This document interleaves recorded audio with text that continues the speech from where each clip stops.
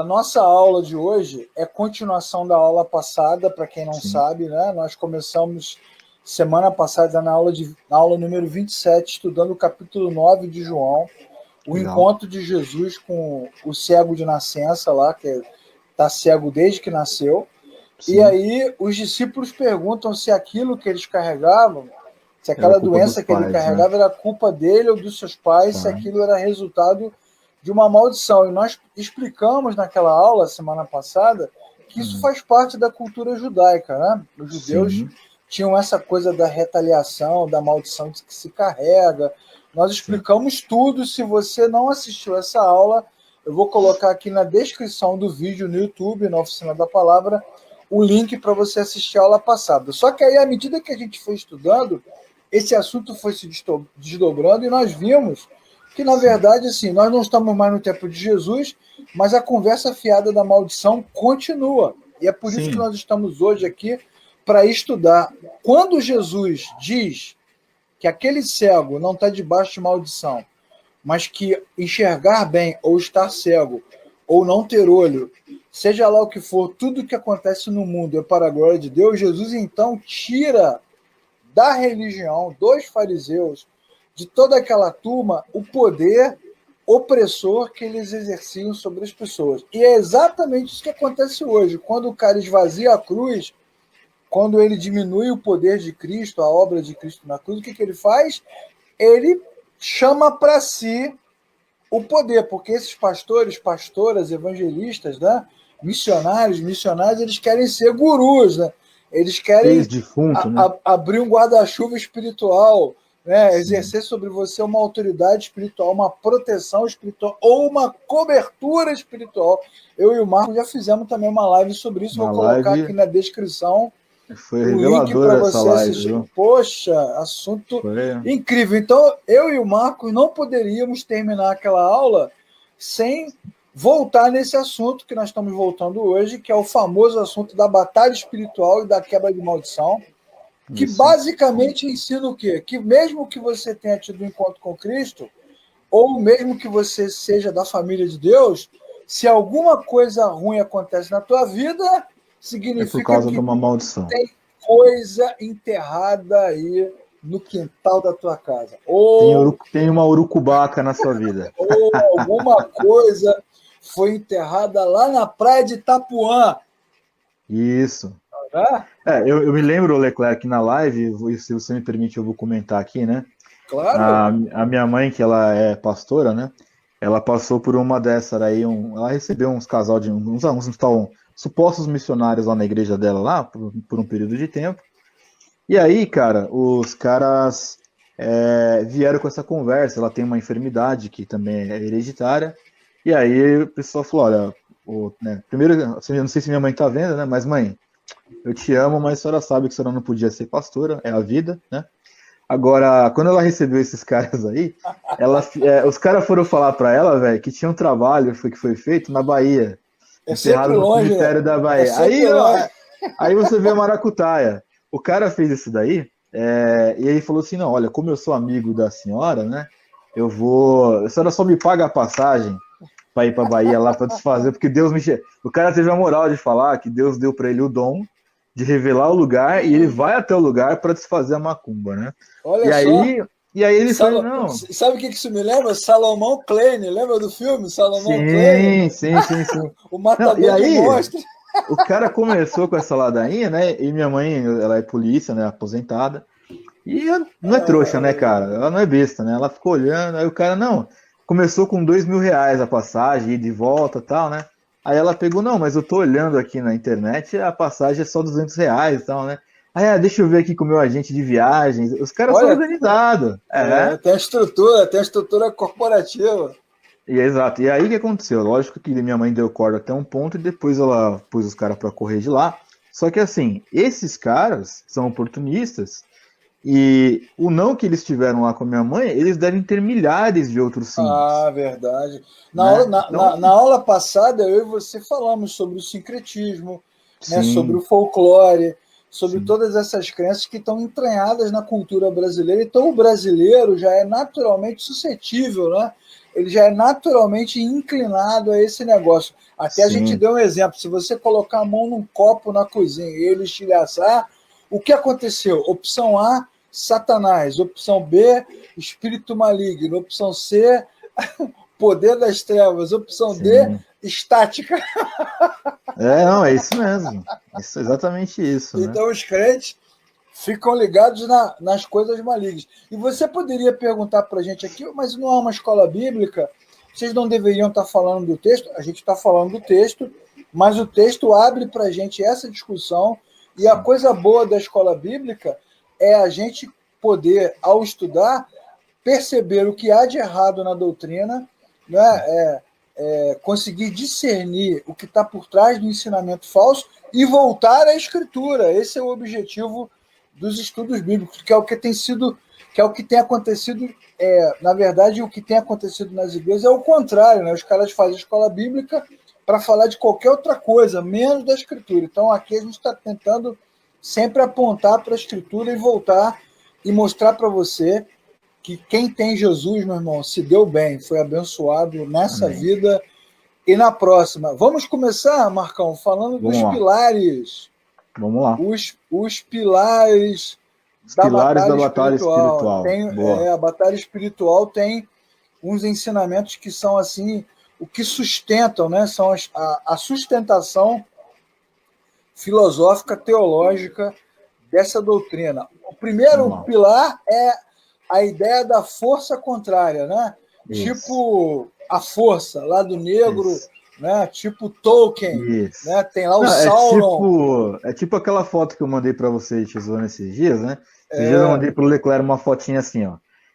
Tinha um diabo e um Jesus disputando o braço de ferro, assim e tal, e aquela macumbinha, né? A famosa corrente macumbélica, né? Se você crê em Jesus, compartilha. Se você não gosta de Jesus, você não faz nada com essa foto, como se a foto em si pudesse fazer alguma coisa, né? E esse conceito, Leclerc, ele é mais disseminado do que a gente pensa, tá? Porque com essa história da batalha espiritual, o cara tem resistência até para atravessar a rua, né? Meu Deus do céu, não sei se vou perguntar porque tem um diabo me retendo para atravessar a rua, aquelas coisas todas. Verdade, né? É verdade. Outro pilar da batalha espiritual são os espíritos territoriais, que diz o quê? Diz que cada lugar do mundo, como já que você citou a Bahia, né, cara? A Bahia, o Rio de Janeiro, né? Eu me lembro quando o Ayrton Senna morreu, você lembra, cara? Em 1994, Senna morreu no autódromo de Imola, e aí os caras começaram a dizer que Imola tem a ver com sacrifício. Para imolar as coisas. Que ele foi imolado, foi oferecido. Isso. Então, essa coisa da entidade que governa no Brasil, na Itália, na África, e até falamos do livro, lembra na aula passada? Do Frank Peretti, Este Mundo Tenebroso, onde ele fala dos espíritos, dos anjos, dos demônios que atuam em determinados lugares. Localidades, território, sim. Por isso que os caras fazem, anda de helicóptero, jogando óleo em cima da cidade, né? Tem igrejas aí que os caras urinam, já ouviu falar isso? O cara vai urinar na divisa do território, igual o bicho, igual o leão. Que vai marcar o território, né? Faz um xixizão lá, tá tudo ungido, pronto. Não, sabe o que é absurdo, cara? Assim, a ideia, assim, essa prática, né? Primeiro que, obviamente, que não existe na Bíblia nenhuma referência que sustente a ideia de espíritos territoriais. Essa é a primeira coisa. Exatamente. Mas é incrível como nesse país que nós vivemos, isso encontra um acolhimento muito grande na vida das pessoas. Verdade. Então o cara pega um helicóptero. Uma vez eu vi lá o falso apóstolo, lá, o Agenor Duque, né? Pegou um helicóptero, e aí do helicóptero ele jogou uma garrafa de óleo em cima, acho que do estado da Portuguesa. Eu falei, cara, se cai na cabeça de alguém, machuca a pessoa, sabe assim? A pessoa não tem discernimento. E isso era um ato profético, que já falamos também em outras lives aí. Mas tudo isso para quebrar qualquer tipo de consagração e tal. E sabe, o duro mesmo é ver, porque é o absurdo da coisa. Verdade. Você imagina na época de Jesus, ou no caso dos apóstolos, no momento ali, né, pós-Jesus, naquele momento da igreja primitiva, que os caras não tinham helicóptero para sair voando, para ungindo tudo. E a coisa funcionava, cara, né? Então, existe alguma coisa muito errada na nossa igreja, na igreja cristã evangélica, né, brasileira, porque ela não tem a capacidade de discernir uma falsa doutrina. Isso é muito sério. Muito sério. É incrível, então, né, cara? O cara pega um livro que nem desse cara aí, Esse Mundo Tenebroso, e traz isso para uma verdade tão absoluta, acima até mesmo da própria palavra. Exatamente. E aí se você vai falar assim, aí se você questiona isso, mas, meu irmão, isso não está na Bíblia. Não, mas aí a letra mata, o espírito vivifica, você não tem fé, você não tem fé. Você é presbiteriano, você é reformado, você é gelado, você não acredita no Espírito. Quer dizer, eles te dão todos os argumentos, menos o bíblico. Menos o bíblico, exatamente. Menos o bíblico. Então, é muito tenso isso, né? Exatamente isso. E o que mais me impressiona não é a capacidade dos caras darem argumento, não. O que mais me impressiona é como os cristãos preferem acreditar nessas falácias. E quando você dá argumentos bíblicos, os argumentos bíblicos, os cristãos ficam em cima do muro, né? Eles ficam em cima do muro. Não, aí tem a justificativa do mistério, né? O cara vem com um monte de palhaçada dessa daqui, aí você esfrega a Bíblia na cara do cara. O cara, ele tá vendo a Bíblia, mas ele fala, mas isso aí é um mistério. É mistério, irmão. Né? Mistério aí, Saramanaias, né? E não resolve, né? Não resolve nada. Não resolve nada. Rapaz, ó, eu vou te falar. Eu já contei aqui várias vezes para vários irmãos. Eu tô nessa praia há quase 40 anos, né, cara? Sim. É um terço da minha vida dedicado à igreja, a ministérios, à teologia e tal. Então, quando eu comecei a minha caminhada cristã, comecei na época das comunidades evangélicas, né? O boom das comunidades evangélicas no Brasil, a explosão do louvor, da adoração, a adoração profética, Asaf, Ademar de Campos, comunidades evangélicas. Então, assim, a minha geração, né, os mais jovens, a gente estava tinindo, né, quicando, cheio de vontade. E os caras lançaram um álbum, né, um disco, velho disco de vinil, Sara Nossa Terra, depois até virou nome de igreja, né, Sara Nossa Terra. Sim. Enfim, cara, olha, o que se orou pela bandeira, o que se orou pelo mapa, a gente orava impondo as mãos sobre o mapa, sobre globo, oração profética, declarando, repreendendo, né? Rapaz, decretando, né? Caramba, e olha só como é que tá o Brasil, gente. Olha, o que se falou que ia acontecer, que ia cair, que ia derrubar, olha como é que tá o Brasil, olha só como é que tá o Brasil. Sim. Os caras não param para pensar que nas escrituras, já que nós estamos aqui numa escola bíblica, o plano redentor de Deus sempre se desenvolve no meio do caos. No caos do Egito vem a libertação. No caos e também de juízes...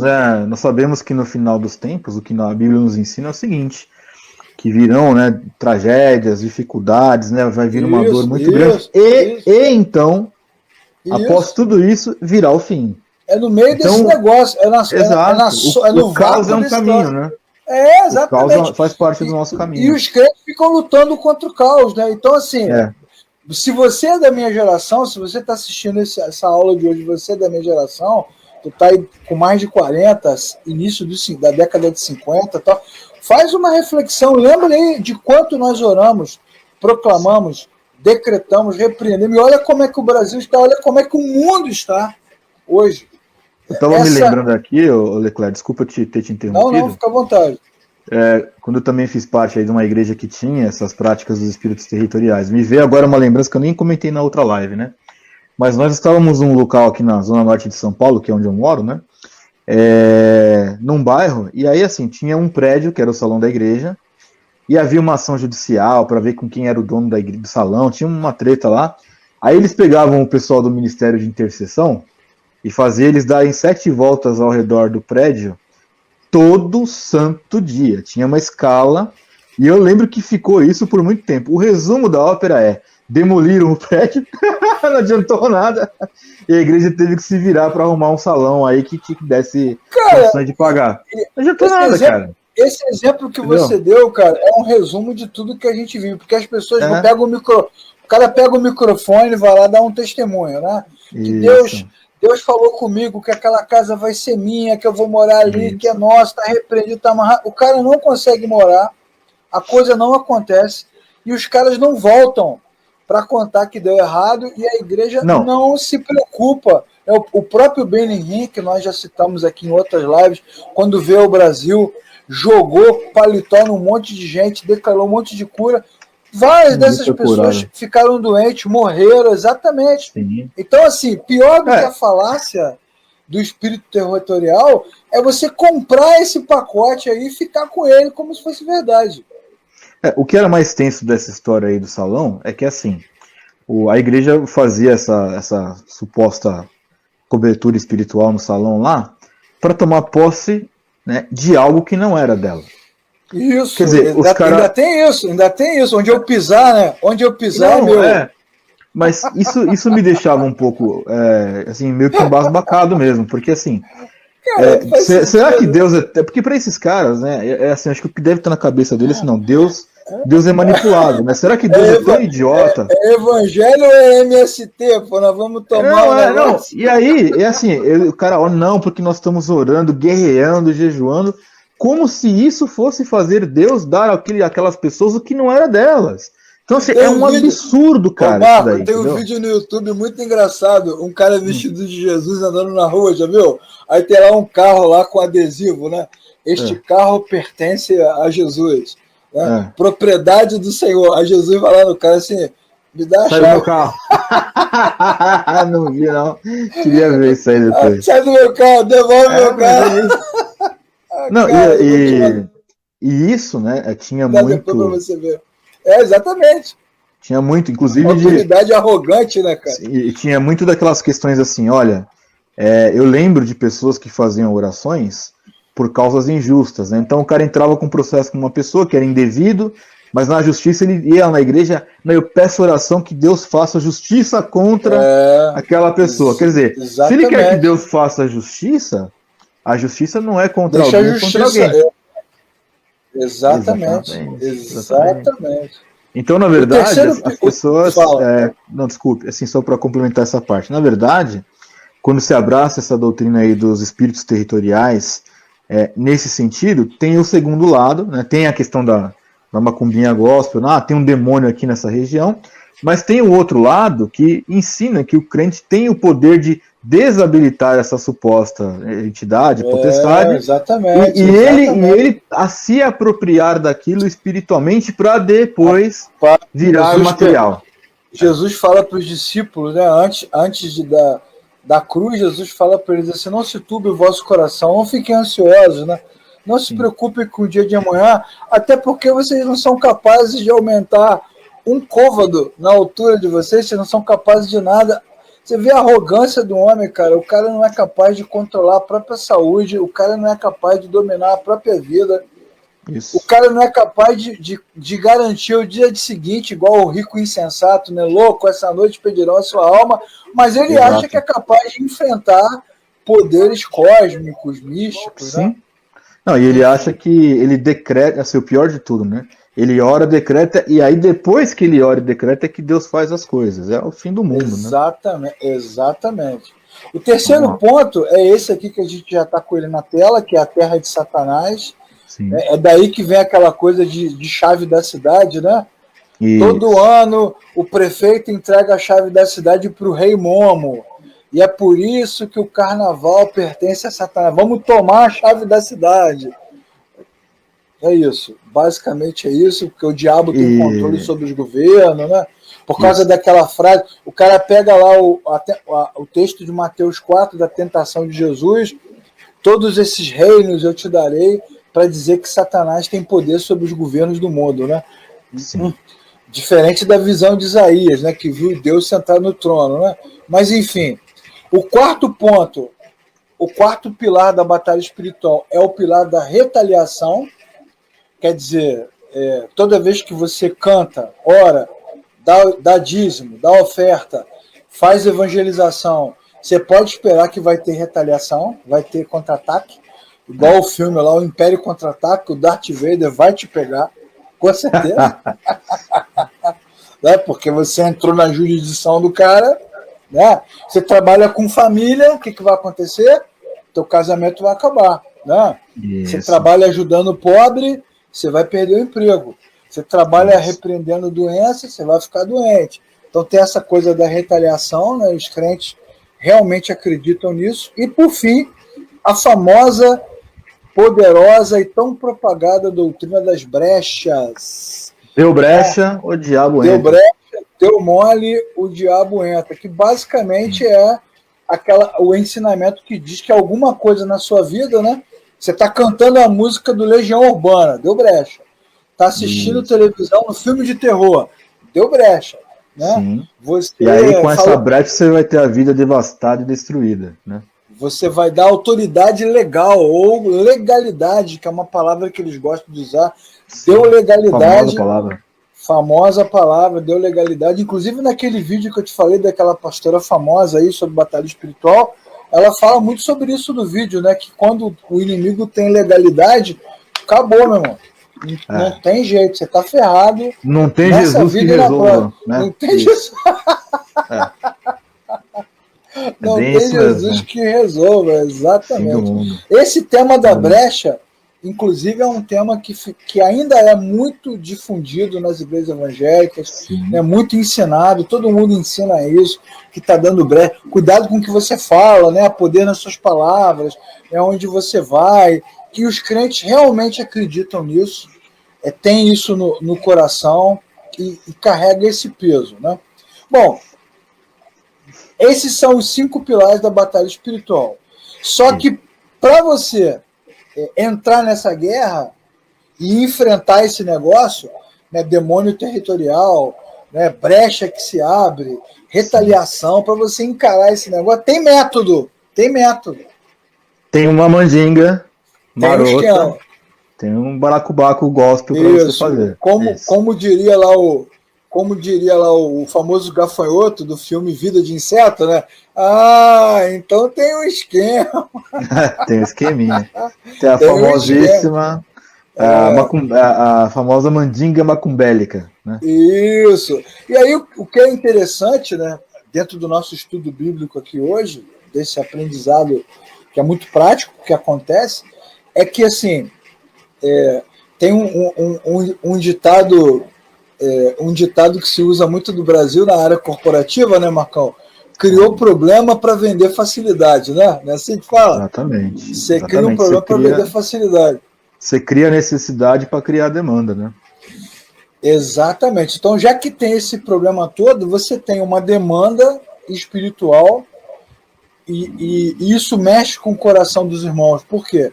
Porque se é uma coisa intangível, espiritual, então, assim, eu preciso de ajuda, porque eu não sei nem por onde caminhar. Então, a batalha espiritual, ela tem metodologia.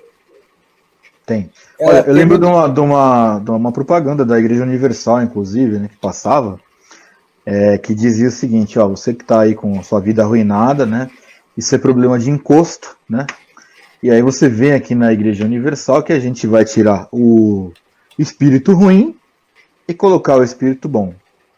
Então, assim, os adeptos lá, né, claro que vão fazer as suas defesas, dizendo, não, mas aí é uma forma, estratégia de evangelismo, mas na prática é macumba, né, cara? Exatamente. E na verdade tem muita, pelo óbvio do que a gente já cansou de falar aqui, não significa necessariamente que uma pessoa que esteja passando por um problema quer dizer que tem um demônio devastando a vida dela. Não.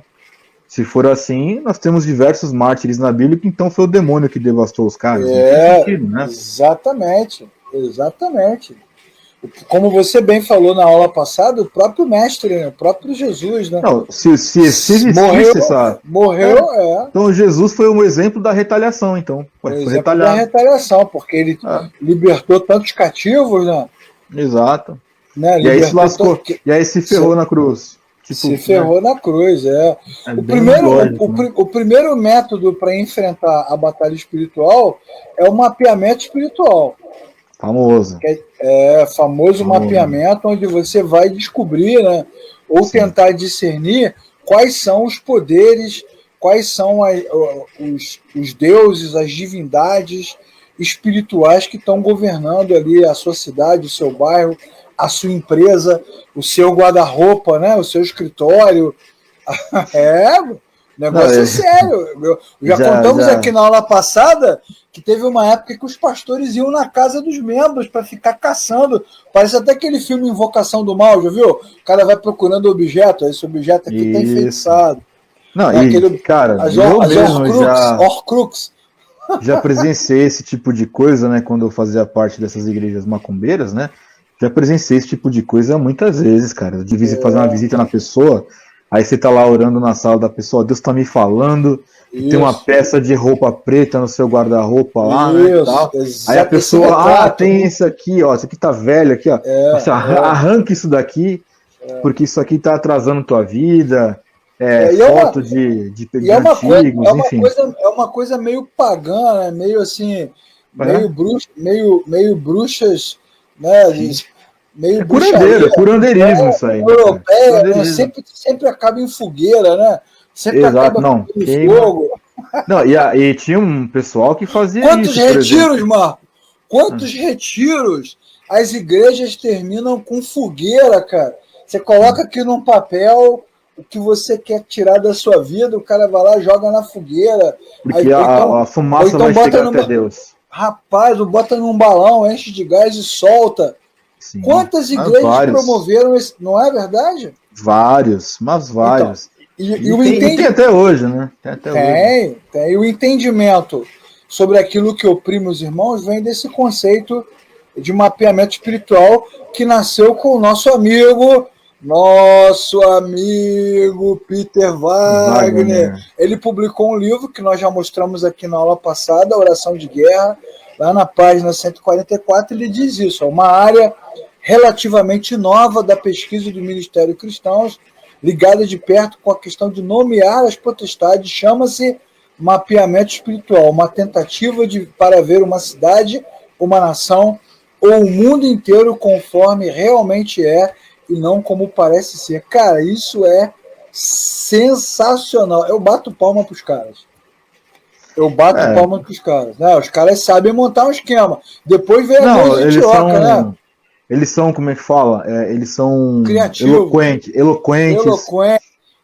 São manipuladores e tal. Exatamente. E quando você vê um troço desse aí escrito, por isso que eu digo, né? Quando o povo que se diz cristão não conhece a Bíblia, o cara vê um texto bem montado, com uma boa retórica, o cara, nossa, tem toda a razão. E quantas igrejas, Marco, trocam a Bíblia por esses livros, né? Falamos isso na aula passada, em vez de estudar a Bíblia na escola bíblica, né, nos cultos, nos grupos pequenos, principalmente, pegam esses livros e fazem estudos Sim. E vão enchendo a cabeça dos irmãos. No livro estudos A Igreja série de mensagens, né? E os caras que pegam o culto do domingo, assim, que era um serviço cristão. Série de mensagens, treinamento de liderança, é um massacre mental. É uma imersão no estrume, né, teológico. Nesse livro aqui, A Igreja Batalha Espiritual, que nós também mostramos na aula passada, né? A Neuza Tioca diz, é importante ressaltar que a identificação dos principados e potestades de alta hierarquia espiritual não se dá apenas pelo dom espiritual, tá vendo? Mas por analisar as características da cidade, conhecendo a história da sua fundação e do seu desenvolvimento. Os caras vão lá na história, nos mártires, nos escravos, nas batalhas e começam. Rapaz, realmente isso está muito mais para a bruxaria medieval, céltica, do tempo do rei Arthur, lá do Império Romano, do que para o cristianismo. É impressionante. Não, aí, assim, é que eu naquela época, né, a Neuza Tioca era tipo era uma referência nesse tema aí, né?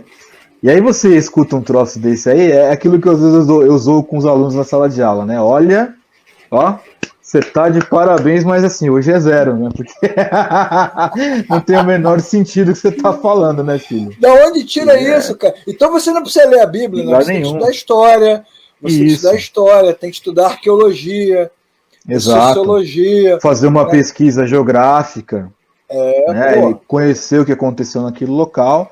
Aí você.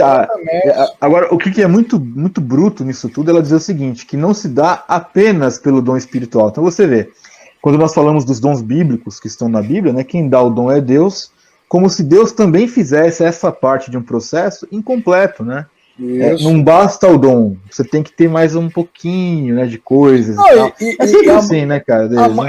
A manha tá aí, né, cara? Se você pegar a Epístola de Colossenses, por exemplo, né, onde o tema principal do livro de Colossenses é a soberania, a supremacia de Cristo, Paulo vai combater as religiões místicas, as religiões de mistério do Império Greco-Romano, porque na verdade é isso, né? Sempre tem o pulo do gato, sempre tem um conhecimento a mais que não está na Bíblia, que não está em lugar nenhum, está onde? Está na cabeça dela, está na cabeça do Peter, está na cabeça dos gurus.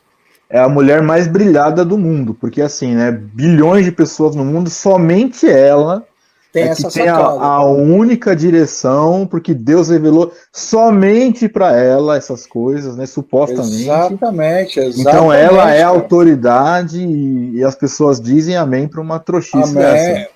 Voltando aqui ao Peter Wagner, nosso amigo Peter Wagner, no mesmo livro Ação de Guerra, ele vai dizer, até onde for possível, os intercessores deveriam buscar saber os nomes próprios ou funcionais dos principados distribuídos na cidade como um todo, entre os vários segmentos geográficos, sociais ou culturais da cidade.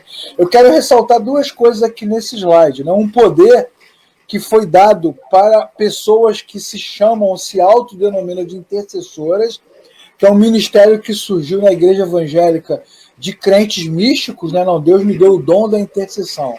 E aí o cara vai para a igreja, em vez de ir para o culto, de ler a Bíblia, né? Fica o tempo todo numa salinha, num subsolo, num sótão, num quarto escuro, descalço, chorando, enfrentando o maligno. E algumas dessas pessoas vão dizem, né, que o culto só vai ser abençoado por causa deles. Cara, é o ápice da arrogância religiosa, né? Exato. São homens e mulheres de oração que se autodenominam intercessores e ficam ali, geralmente com a cara toda vermelha, inchada, descabelados, orando, falando, lutando contra os espíritos territoriais. E como é que você sabe o nome de demônio, mano? Não, e pior que eu tava lembrando aqui também de um detalhe desse caso aí, que assim, você sabe que também o Peter Wagner, quando ele coloca aí que deveriam saber o nome dos principados aí e tal, é porque também faz uma alusão direta a uma doutrina que é inclusive difundida na Igreja Católica Romana, na questão dos exorcismos, né? Que quando você fala o nome do demônio, o demônio perde o seu poder. Mas da onde tiraram isso, cara? Assim, não tem lógica. Primeiro porque não tem o nome desses demônios na Bíblia, né? E segundo que a Bíblia não fala isso, ó, se você chamar... É aquela velha história do Deus idiota, né? Repreende o demônio, mas se não falar o nome, o demônio não sai. Mas que coisa é essa, cara? Da onde os caras tiram essas ideias, né? Colocam os obstáculos onde não tem obstáculos, né? Houve uma época, cara, que nos cultos evangélicos, hoje eu acho até que diminuiu um pouco. Se falava mais do diabo do que de Cristo, da cruz, das escrituras. Era do diabo para todo lado. Sim, irmãos, o demônio está furioso. Né? Lembra das músicas? Lembra das músicas? Jesus veio ao mundo, desafiou as trevas e venceu. Sempre assim. E o diabo tremeu.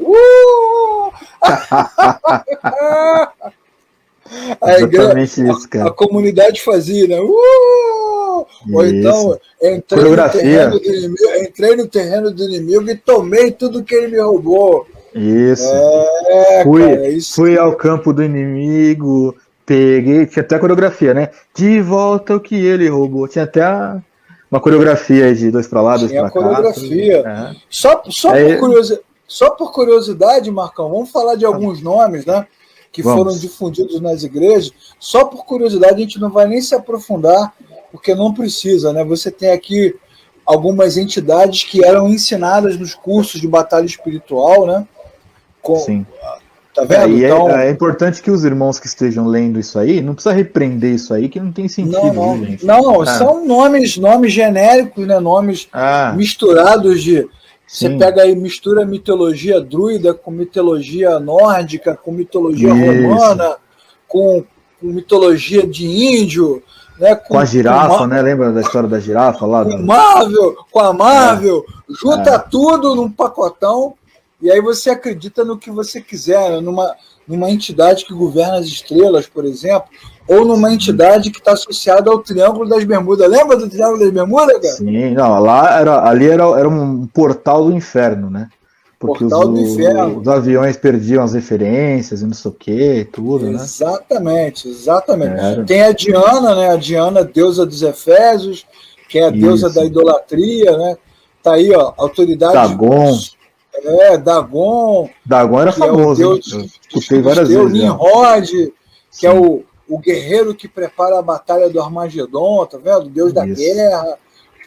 Os caras são criativos, né? E aí são os deuses dos países, né, cara? O Deus da Costa Rica, né? O demônio que comanda, que leva a mensagem de Satanás, o demônio que cuida da África. Tadinho da África, né, cara? A África sempre carrega esse estigma, né? Demônio da América Central, demônio da riqueza que é Mamon, esse é fácil. Esse é fácil de matar. Agora, esse Cronos e Crutofor aí, eu lembro de várias e várias ministrações de quebra de maldição que o pessoal fazia um período de oração contra o demônio de Cronos e Cruto porque atacavam especificamente as igrejas que trabalhavam com batalha espiritual.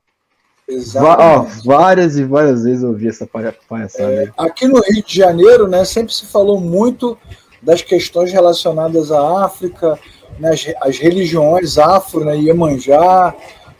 Caramba, cara, e os crentes, em vez de ir para a igreja, ler a Bíblia, falar da grande obra de Cristo, do poder de Cristo na cruz, e de fato, né, Marcão, a gente tem que dizer, né, muitos desses líderes, desses pastores que falam tantas coisas e ensinam tantas coisas, esses caras nunca se encontraram com Cristo, né, cara? São falsos mestres. Não, olha, a palavra não mente, né, Leclerc?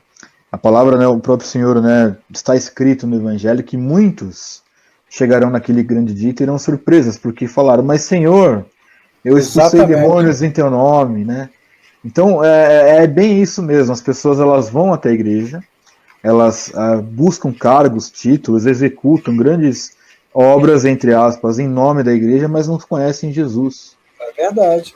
Não se encontraram com Jesus. Quero citar aqui um trechinho do livro do Dr. Paulo Romero, Evangélicos em Crise, que é um livro que a gente também recomendou na aula passada. Está lá na página 141, ele vai dizer isso aqui, ó. Não se destrona principados e potestades para depois pegar a palavra. Primeiro você prega o evangelho, porque o evangelho é o único que tem poder para vencer qualquer tipo de poder maligno. Sim. Ou seja, primeiro Cristo, né, cara? E não Satanás, e não os demônios, Reverendo Paulo Romero, ele é muito feliz nas colocações que ele faz contra essas coisas, né? E é exatamente isso. Esses dias eu vi tem um bom tempo já que eu escutei não me lembro se eu escutei, eu vi uma frase do reverendo Nicodemos, né? Não quer expulsar o demônio? Ensine a doutrina. Né? Ou seja, se você ensinar o evangelho, obviamente você não vai ter espaço para esse demônio dentro do seu coração. Então isso é um fato mesmo. Exatamente. Sim. Bom, aí para poder enfrentar todo esse poder maligno que se instalou no mundo, o que os caras criaram como método, né? O primeiro método é o mapeamento. Aí, depois que a gente faz o mapeamento, a gente fica desesperado, né, Marcos? Caraca! Porque você encontra o demônio até no lustre, né? O mundo está dominado. E aí... o que você faz? Achei um demônio na máscara aqui, ó. Tem um demônio na máscara, tem um demônio no mouse aqui, um demônio no ventilador, tem um demônio em tudo, né? Aí o cara fica louco, né?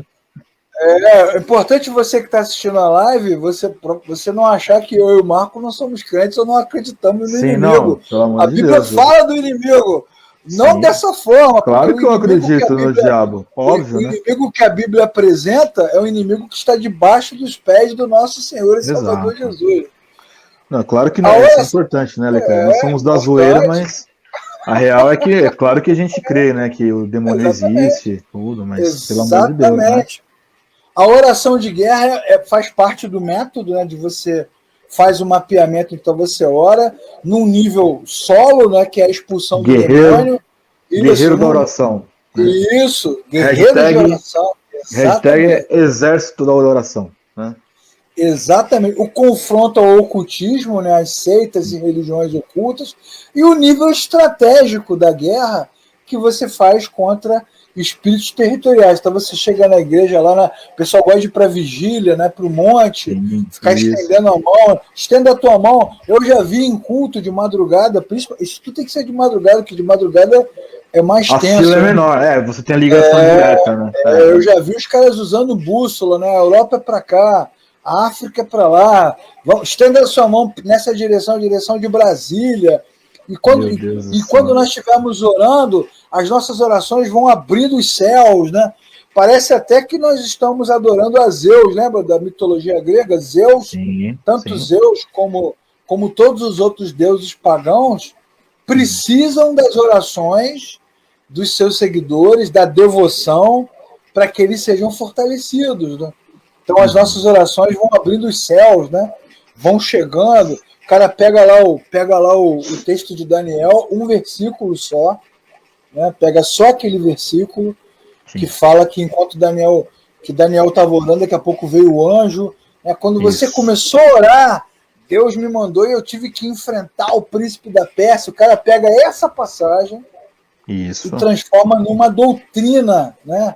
Para dizer que as orações enfrentam emparedamento espiritual. Então você tem que fazer orações de guerra, guerreiros de guerra, autoridade, repreender em nome de Jesus, né, Marcão? Esse que é o ensinamento, que tem sido propagado, né? Sim. E tem as estratégias, né? Propagadas pela nossa querida Neuza de novo, né? Neuza e Pioca, Neuzinha.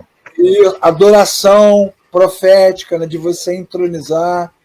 Jesus te entronizamos, ó. Tá vendo? Nada é por acaso, nada é por acaso. Confissão de pecados da cidade. Isso. Né? Pedir perdão pela cidade, né? Identificar, como nós já falamos, amordaçar, amarrar, imobilizar, destronar, agradecer pela vitória, né? Pedir a Jesus que haja, porque ele está parado, não está fazendo nada. Né? Pode até... É interessante aquela música do Jair Rodrigues, né? Deixa que digam, que pensem, que falem. Deixa isso pra lá, vem pra cá. Olha, eu não estou fazendo nada, você também. Eu acho que o que vale também a gente esclarecer, né, Leclerc? É claro que nós temos que orar, né? É óbvio que a oração é uma disciplina importantíssima para a vida cristã. Só que assim, Jesus, eu ordeno que tu faça tal coisa. Não vai rolar. É como se Jesus não estivesse atento a tudo que acontece neste mundo, como se ele não tivesse o controle de tudo que acontece neste mundo. Né? E aí nós, do alto da nossa arrogância, nós achamos que sabemos o que dizer para falar assim, Jesus, o senhor tem que fazer tal coisa. Que loucura é essa, cara?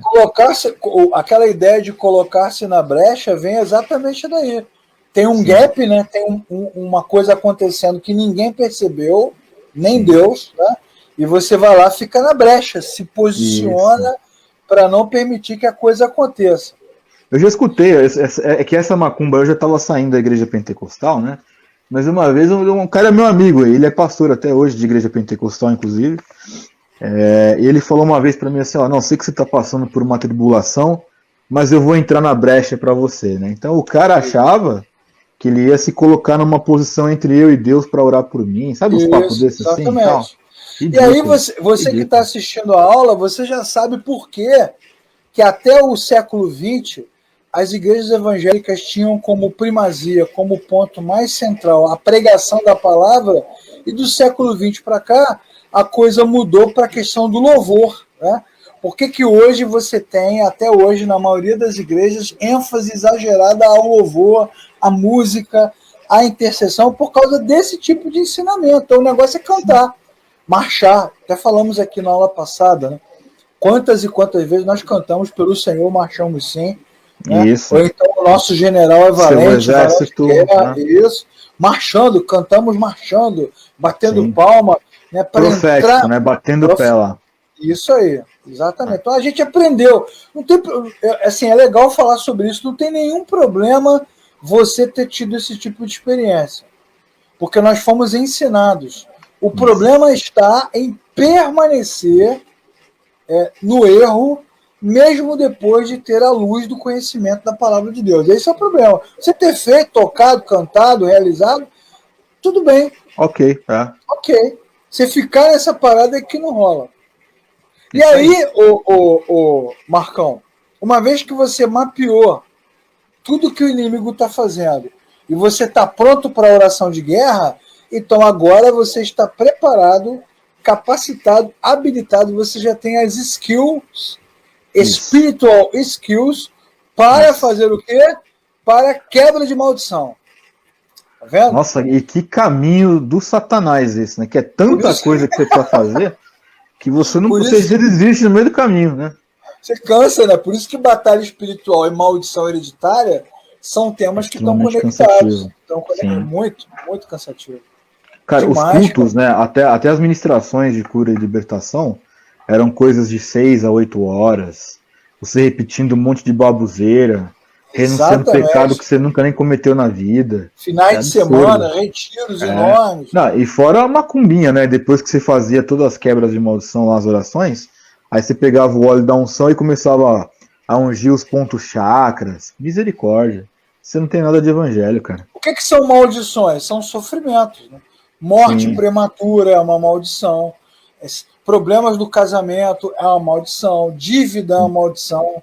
Aborto é uma maldição. Doença, a doença então, né, cara? Quantos pregadores dizem que Cristo levou sobre si as nossas dores, né, pelas suas pisaduras? O cara pega lá o texto relacionado à obra da redenção e diz o seguinte: se você não foi curado da sua doença, é porque você está debaixo de uma maldição. Isso foi um grande problema na década de 90, né? Porque até eu lembro quando eu fiz uma live lá com o pastor Marcos Branconato, a gente comentou um pouquinho disso e ele falou que ele mesmo conheceu pessoas que morreram nessa história da quebra de maldição, porque o cara vai na igreja, vamos quebrar essa maldição, essa doença, e o cara parou de tomar o remédio e teve um colapso e morreu. Muitas e muitas pessoas morreram com essa suposta cura ou essa suposta quebra de maldição, porque assim, a maldição foi quebrada, tiraram o demônio aí da minha vida, então agora eu vou parar de tomar o remédio e morreram. Não é? Então é uma coisa muito séria um negócio desse, né? É uma mentira muito grande e que afetou a vida de muitas pessoas. Muito triste. Muito triste, porque a pessoa está num momento de fragilidade emocional, né? Ela está desesperada. Eu já vi. E essa é a sordidez de tudo, né, Leclerc? Vamos supor, a pessoa está lá com um câncer, terminal, aí ele escuta, não, você traz aqui que nós vamos repreender o demônio do câncer. O cara vai. O cara vai, dá o dinheiro, vende a casa, vende o carro, faz tudo, dá o dinheiro. Viaja quilômetros, exatamente, tá desesperado, pô. Exato, né? Ainda mais quando é com o filho, com a esposa. O cara faz tudo, tá disposto a qualquer coisa, com o pai, com a mãe, exatamente. E aí eu acho que até aqui a gente tinha, né, a ignorância, a arrogância da liderança. Daqui para frente eu já acho que tá a maldade. Aí é que eu acho, e tenho certeza, na verdade, é que você vê realmente o maligno. O maligno está aqui. O maligno não está lá, não. É aquele que mente, né, falando isso, né? O maligno não está lá fora, o maligno está aqui. Nessa mensagem, a gente estava fazendo uma live, eu e você vai lembrar, de uma pessoa que estava assistindo e entrou na live para dizer o seguinte, que o marido dela estava com câncer e os irmãos da igreja disseram que o câncer do marido era culpa dela. Sim. O marido sofria com a doença e ela sofria com a culpa, né, cara? Vou trazer aqui para nossa conversa, Marcão, a nossa querida Rebeca Brown. Eu vejo essas coisas, eu faço até o sinal da cruz. Vai de reto, Satanás. Você lembra? Lembro. Ele veio para libertar os cativos. A obra clássica da Rebeca Brown. Então, vencendo a batalha da mente. Pois é. Prepare-se para a guerra, né? Os livros dela são todos assim, enfáticos, né? A razão que normalmente é desapercebida é haver uma maldição na vida de alguém ou em sua família que nunca foi quebrada. Muitas igrejas estão debaixo de maldição. Olha só, Marcão. Olha só. Cara, olha. Quer dizer que até a igreja é amaldiçoada, então. A igreja de Cristo, por quem Cristo morreu e pagou um alto preço, é amaldiçoada. É uma área muito negligenciada do ensino cristão. E é lógico, né, Marcão? Você está sentado na igreja ou está em casa vendo a live, você está com dívida, problema no casamento, doença. Meu irmão, você não tem dúvida. É maldição. A mulher fala que é maldição, mas não, e aí, esses dias eu estava conversando com um amigo meu, que ele perdeu a mãe precocemente, né? Teve um mal súbito, faleceu, uma super jovem, devia ter 40 anos de idade. Ele, cara, por que isso aconteceu? E é difícil você falar isso para uma pessoa que está fragilizada, né? Verdade. Mas eu falei para ele, cara, a vida cristã, ela não tem resposta para tudo. Por que tua mãe morreu? Porque sim, cara. Porque, assim, quando você entende que, por mais que tenha sido prematuro, que todos nós estamos sujeitos a esse tipo de coisa, você para de ficar com uma inquietação de querer saber qual é a razão das coisas. Exatamente. E aí, quando você tá tranquilo, assim, claro que é um baita sofrimento perder a mãe, ninguém deseja isso, só que assim, aconteceu, não aconteceu? Ok. Eu creio em Deus, eu não sei a razão, mas eu sei que Deus é soberano. Joia. Você vai viver seu luto, você vai enfrentar os seus traumas, você vai seguir em frente. O problema é que quando a pessoa ela acha assim, não, minha mãe morreu mais jovem, tem que ter alguma razão. É aí que, nesse afã de querer saber a razão, tudo, paz. E aí você dá ouvido para esse tipo de coisa. Não, tem que ter alguma causa. A causa o que é? Não, é porque tinha um espírito na tua família, que é um espírito de maldição, que mata as pessoas mais cedo, e se você não quebrar, você vai morrer mais cedo também. Exatamente. Né? Parece que o cristão, Leclerc, ele tem essa dificuldade, né? Eu lembro quando eu era pequeno, cara, quando eu perguntava algumas coisas pro meu pai que meu pai não queria responder, ele falava, isso daí é assim porque sim. Eu acredito que aprendi essa lição com Deus também. Por que tais coisas acontecem? Porque sim, ué. Você pega lá o problema ele é muito mais acentuado na pós-modernidade, porque na pós-modernidade, que é o momento que a gente está vivendo, a ênfase da sociedade ela é hedonista, né? A ênfase pelo prazer, pela alegria, pela satisfação. O homem está no centro, então é muito difícil lidar com o sofrimento. Você não precisa ir muito longe, não. Se você pegar a harpa cristã, por exemplo, pegar os hinos clássicos da harpa cristã, você vai ver que os caras estão doidos para ir para a eternidade. Né? Vou pegar aqui um trecho da música, por exemplo, os guerreiros se preparam. Eu quero estar com Cristo, onde a luta se travar, e no lance imprevisto, na frente me encontrar. O cara está pronto para morrer, mano. Ou então mais perto quero estar, meu Deus de ti, ainda que seja a dor que me una a ti. Então, você tem uma outra mentalidade, de uma outra geração. Nesta geração hedonista, né, que está sempre na busca pelo prazer, da satisfação do próprio corpo, da alegria, ela encontra nesse tipo de mensagem, reverbera o que ela está buscando mesmo. E você percebe também, concordo com tudo que você falou, e você percebe que essa geração que rejeita o sofrimento, né? Porque assim, é como se estar em Cristo te isentasse de qualquer sofrimento. Isso, rejeita o sofrimento, é isso. Porque a galera entende assim, Jesus morreu na cruz, ele já sofreu por mim. Você vê, uma coisa não tem nada a ver com a outra, né? Verdade, e aí quando você tem que lidar com essa geração ridícula que a gente tem hoje em dia, que pro cara o sofrimento é uma... Ai, eu não aceito o sofrimento, e é duro você constatar isso. É difícil. Mas, assim, em dado momento da caminhada, a pessoa ela precisa entender, e eu posso falar isso, assim, é óbvio que eu não sou masoquista, não desejo viver em sofrimento, mas as maiores lições mais valiosas que eu já tive na minha vida tiveram origem no sofrimento. Exatamente. Já que você falou isso, né, eu posso citar aqui, a frase de Lutero, quando ele fala sobre a questão prática da teologia, né? A teologia de verdade se faz no fogo do sofrimento. É isso aí, claro. Ela é forjada e aquecida no dia a dia, é a teologia verdadeira. Exatamente. É o que eu costumo falar para os meus amigos que me perguntam sobre, eu falei, cara, a alma transpira. Esse sofrimento que faz a alma transpirar é que faz a gente aprender a ser verdadeiros cristãos aqui nessa terra. Exatamente. Né? A escola do sofrimento. A Neuza Tioca, ela vai dar os sinais da maldição, que tem a ver com o que a gente está falando, a depressão, doença crônica. Mas essa da depressão é a pior de todas, cara. A depressão é a pior, porque agora, engraçado que os crentes, né, até 30 anos atrás, 20, nem falavam disso. Hoje eles têm um monte aí fazendo terapia, que mais tem é psicólogo cristão para tudo quanto é lado. E que é bom, ó, vou te dar um exemplo, ótimo, Eu mesmo fui um cara que passei por duas depressões severas, e a última delas aí, que já vai ter uns 3 ou 4 anos que eu passei, eu tratei com medicamento, né?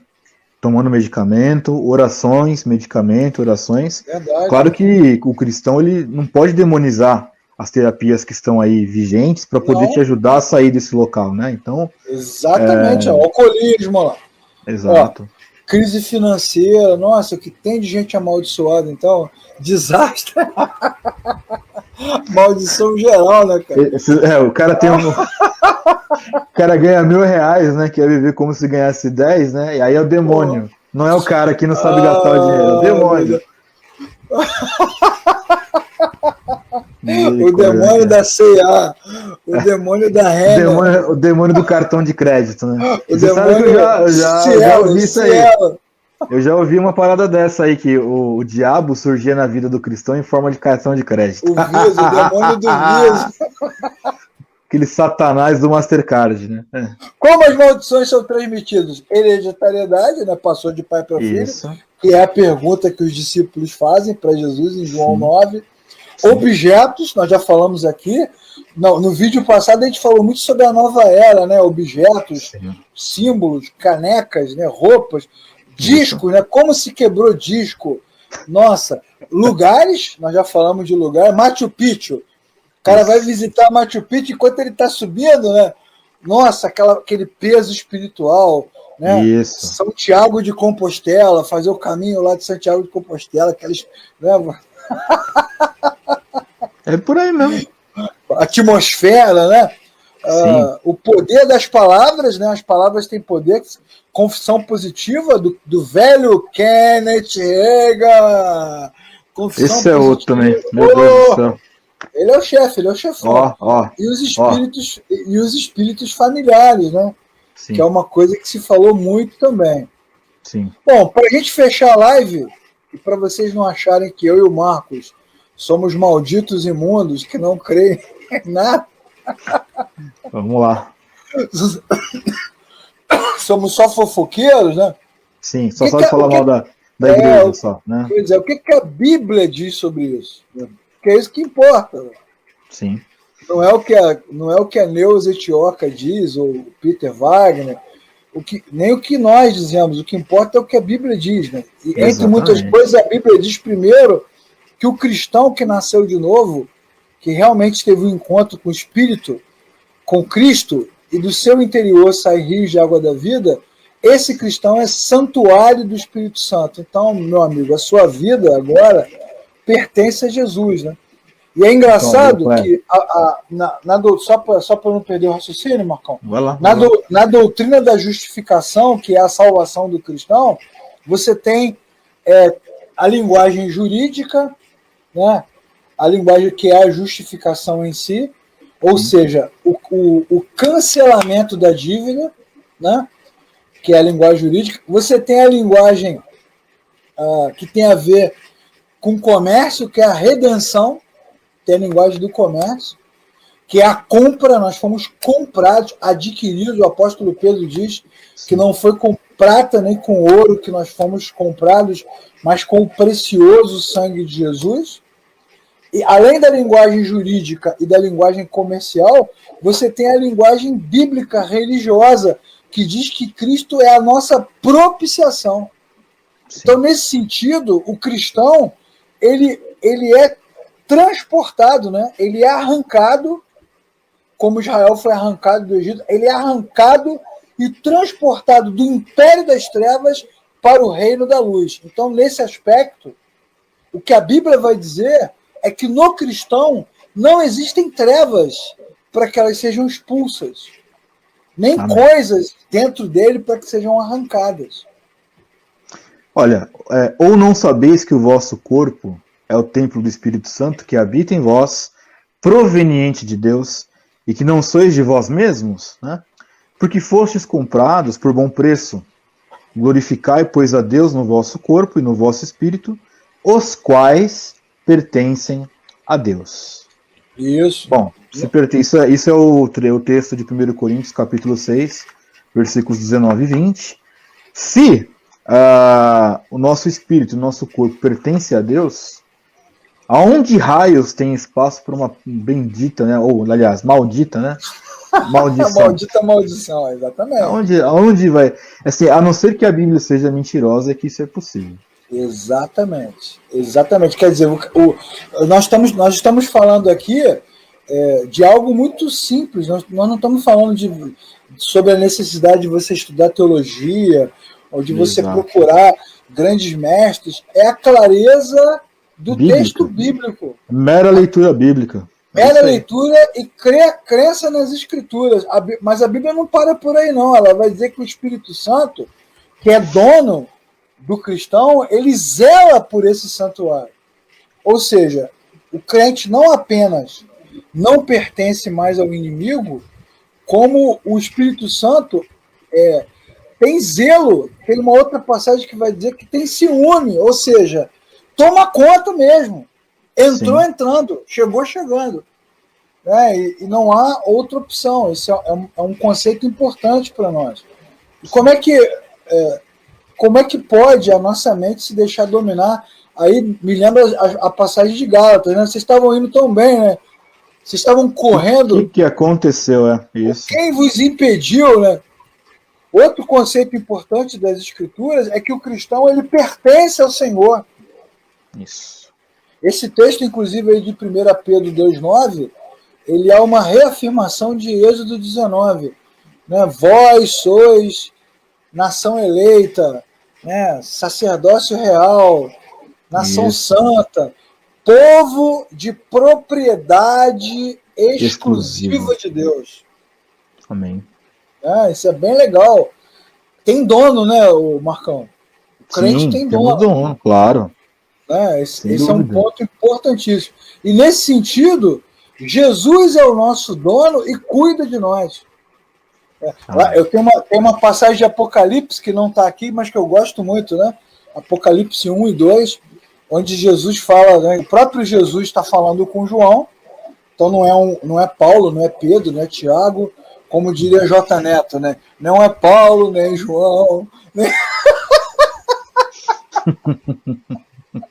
nem Maria, nem Sansão. Meu Deus. O próprio Jesus falando para João, ele vai dizer o seguinte, que os candelabros que estão acesos lá em Apocalipse são as igrejas. Ele compara as igrejas a lâmpadas, né? A candelabros que são luz para iluminar o mundo, né? Para proclamar o evangelho. E as estrelas, que ele fala das estrelas, são os pastores, os líderes dessas igrejas que são os candelabros. Depois que Jesus dá essa explicação para João, ele vai dizer o seguinte: eu, Jesus, ando no meio dos candelabros e as estrelas estão nas palmas das minhas mãos. Cara, pesadíssimo, né? Pesadíssimo, cara. Maravilhoso. Espetacular. Não é possível que o cristão não descanse, né?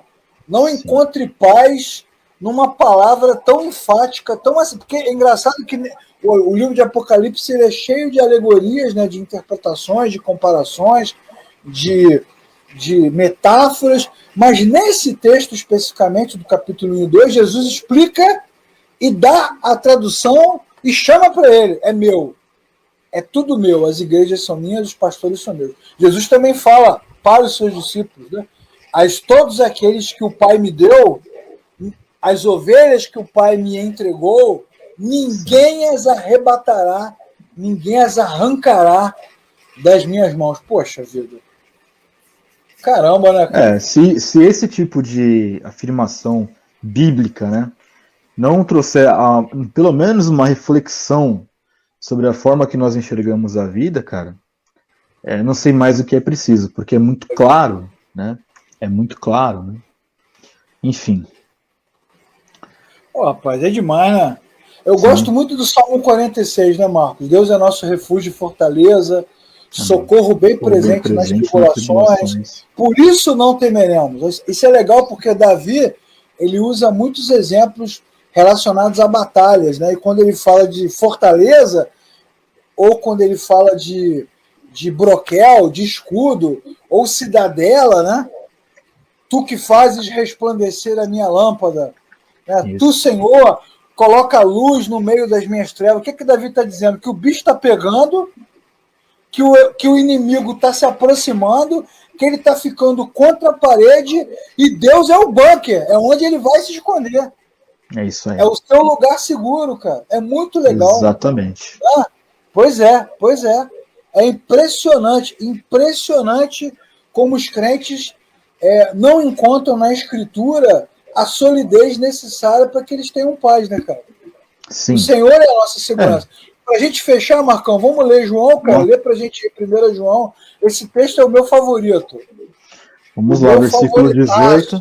Isso. Sabemos que todo aquele que é nascido de Deus não peca, mas o que de Deus é gerado conserva-se a si mesmo, e o maligno não lhe toca. Sabemos que somos de Deus e que todo mundo está no maligno. E sabemos que já o Filho de Deus é vindo e nos deu entendimento para que conheçamos ao verdadeiro. E no que é verdadeiro estamos, isto é, em seu Filho, Jesus Cristo. Este é o verdadeiro Deus e a vida eterna. Poxa vida. Amém. É para glorificar de pé, irmão. Para glorificar de pé, irmãos. É verdade. Olha que texto bacana, cara. Texto porreta, né? Em cima. Não, e a gente lendo esses versículos sempre me vem a memória aquilo que eu te falei, né? Como é possível você ler um texto desse e você não ter algo dentro de si tocado, né? E aí as pessoas nos acusam. Não, mas é que você fica muito na Bíblia. Mas é claro, cara. Olha o que vou ficar onde? Eu sou um cristão, né? Eu não sou um seguidor de herege, eu sou um cristão. Como é que diz o Salmo, Marcão?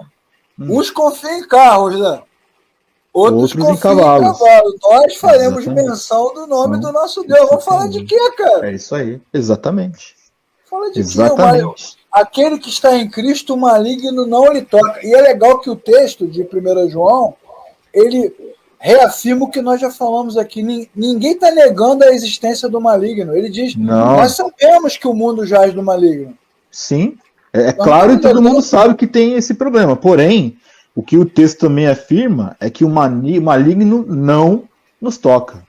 Exatamente. Ou seja, ele não nega a existência do maligno, mas ele afirma que o maligno não nos toca. Isso não é triunfalismo, não é a Bíblia, né? É Bíblia. É a palavra inerrante, exatamente. É a palavra inerrante. E nesse sentido, para a gente terminar a nossa aula de hoje, né? Nós estamos estudando a Bíblia, a Escritura, e falando desses temas, para que os cristãos possam resistir. Depois você pode ler na sua casa aí, quando você estiver fazendo o seu devocional pessoal, Efésios 1, de 3 a 23. Né, os cristãos podem resistir, porque a igreja ela é abençoada, ela é invencível e imbatível nesse ponto, porque, como é que diz o texto, as portas do inferno não prevalecerão. Isso é bem legal, porque assim, se as portas do inferno não prevalecerão, significa que a igreja segue em frente, né, avança na direção do maligno, que é o mundo pregando o evangelho, e vai passar mundo adentro com porta e tudo. A porta vai cair, né? Elas não vão resistir, porque Cristo já venceu as batalhas que eram necessárias, que eram como na cruz, por exemplo, né? Exato. Então, nós precisamos saber quem é o nosso Senhor. Exatamente. E é isso que falta. Conhecer Cristo, né? É isso que falta. Precisamos conhecer Cristo, é isso. O básico da coisa, né? O básico, né? Conhecer Cristo. Exatamente. Até essa é uma frase, inclusive, relacionada ao estudo da Epístola de Romanos, né? Conhecer o Evangelho é conhecer a Cristo e todos os seus benefícios. É exatamente isso que ele fez, o que ele realizou, a sua grande obra. E eu digo, né, Marcão, à medida que a gente vai estudando, a palavra de Deus é luz, né, cara? Ela vai entrando na nossa mente e vai empurrando para fora todas essas trevas, né, cara, que nos cercam. O crente não tem medo de fantasma, nem de assombração. Nada. Nem de Horcrux. Né? Crente confia em Deus. Cara, e sabe o que é o mais incrível de tudo, Leclerc? Que assim, a gente sabe que... Bom, enfim, nós sabemos que a fé é um dom de Deus, mas se nós olharmos tudo isso que nós falamos por um caminho lógico, é muito mais fácil, entre aspas, crer em Deus do que seguir toda essa patifaria. Rapaz, é lógico. Porque a fé em Cristo vai nos libertar desses Sim. esquemas, né? Dessas estruturas adoecidas. Exatamente. Eu quero encerrar a Exatamente. nossa live, Marcão, citando aqui. A gente já citou tanta coisa, né? Já falou de tanta coisa, mas assim, quero citar aqui a importância de você que está assistindo a live prosseguir estudando constantemente, porque o estudo da palavra de Deus, a leitura da palavra de Deus, ela é libertadora. Ela vai nos ajudando a ficar livre. E aí eu queria, já que a gente falou tanto de guerra, de enfrentamento, de espada, de soldado, de inimigo, eu quero encerrar a nossa live aqui citando a famosa passagem do livro de Josué, capítulo 1, quando Deus diz a Josué, dá para ele uma péssima notícia, né, seu Moisés morreu. Isso é uma péssima notícia. E se essa notícia não fosse ruim, ele dá uma outra. Agora é com você. Já pensou? Moisés morreu e agora é contigo. Mas da mesma forma que eu fui com Moisés, eu fui Seria com contigo. você. E aí Josué podia fazer as perguntas. Ele não fez pergunta, mas ele podia fazer. O Senhor vai me dar um mapa dos demônios que dominam a terra de Canaã? Não, Josué. O Senhor vai me dar uma estratégia bélica de guerra para que eu possa treinar os soldados de Israel? Não, não. O Senhor vai me dar espada de vibrânio, escudo de vibrânio para enfrentar. Como é que eu vou entrar na cidade de Jericó? Não, Josué. E o que você vai fazer então, Senhor? E Deus diz para ele, rapaz, seja forte, seja corajoso e Sim. apenas, tão somente, medite na minha palavra de dia e de noite. Dia e de noite. Amém. Cara, incrível, né? O que ele precisava, o que os crentes, que os servos de Deus precisam é de coragem, de fé e de leitura. E de leitura, né, cara? Porque, na verdade, palavra. Quando ele sobe na montanha, no morro, no monte, que se quiser chamar, e olha para a cidade, quando ele olha para o lado, o que ele vê? Ele vê um soldado com armadura, com a espada desembainhada, que é uma teofania muito bacana no Antigo Testamento. O próprio Deus, que já foi nuvem, já foi coluna, já foi arca, já foi tenda, já foi tudo, né? Agora aparece de soldado e Josué fala assim, você é contra ou é a favor, rapaz? Eu sou o príncipe dos exércitos de Deus. Então, cara, com um cara desse do nosso lado, ô Marcão, de quem nós precisamos? Se Deus é por nós, meu amigo, quem será contra nós?